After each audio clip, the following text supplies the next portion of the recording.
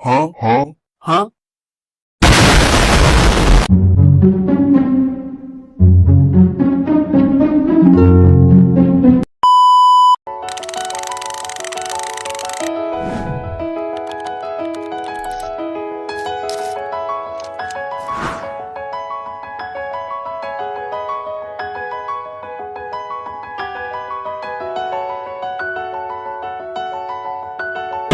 Assalamualaikum warahmatullahi wabarakatuh. Halo semua, perkenalkan nama saya Dira Zara Syafira dari kelas 1 DA dari jurusan Teknik Elektro dan Prodi D4 Teknik Telekomunikasi.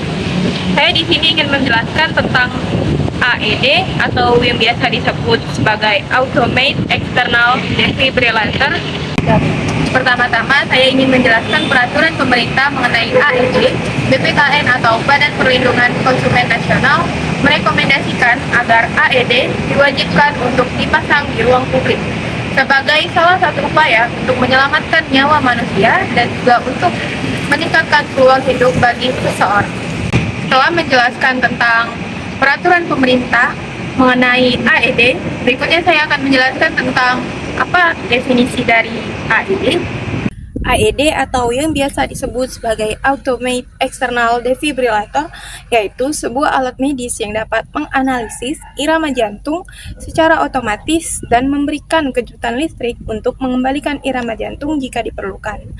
Alat ini juga berfungsi untuk menolong orang yang sedang mengalami henti jantung dan juga memungkinkan lebih banyak orang untuk merespon keadaan darurat medis dimanapun, kapanpun defibrilasi diperlukan.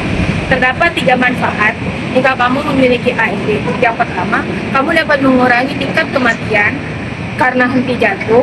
Yang kedua, kamu dapat meningkatkan tingkat kelangsungan hidup hingga 60%. Dan yang terakhir, mudah digunakan dalam menyelamatkan nyawa. AED terbagi menjadi 2 jenis. Yang pertama, ada AED berdasarkan jenis gelombangnya, dan yang kedua, ada AED berdasarkan fitur kerjanya. AED berdasarkan jenis gelombangnya terbagi menjadi 2. Yang pertama adalah AED monophasic atau shock yang diberikan hanya satu arah dari satu elektroda ke yang lain. Yang kedua adalah AED biphasic. Awalnya, arah shock dibalik dengan mengubah polaritas elektroda di bagian akhir dari kejutan yang disampaikan. Dan yang kedua adalah jenis AED berdasarkan fitur kerjanya.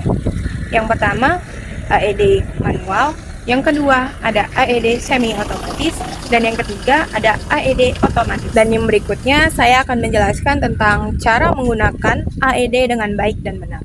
Yang pertama, ada pasang pads pada dada pasien, dan yang kedua, pastikan tidak ada orang yang berkontak fisik dengan pasien, dan yang ketiga, tekan tombol shock pada AED, dan yang keempat, periksa denyut nadi pada pasien, dan yang terakhir, jika tidak ada detak jantung pada pasien, maka selanjutnya lakukanlah CPR. Saya juga akan memberitahu siapa saja yang dapat mengoperasikan AED.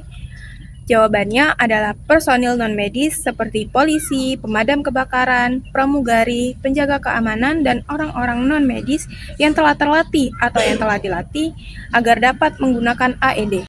Sekian pemaparan materi dari saya tentang apa itu AED, manfaat, serta keuntungan menggunakan AED.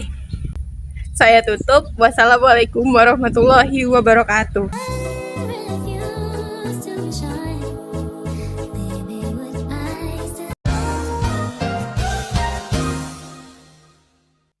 Was there?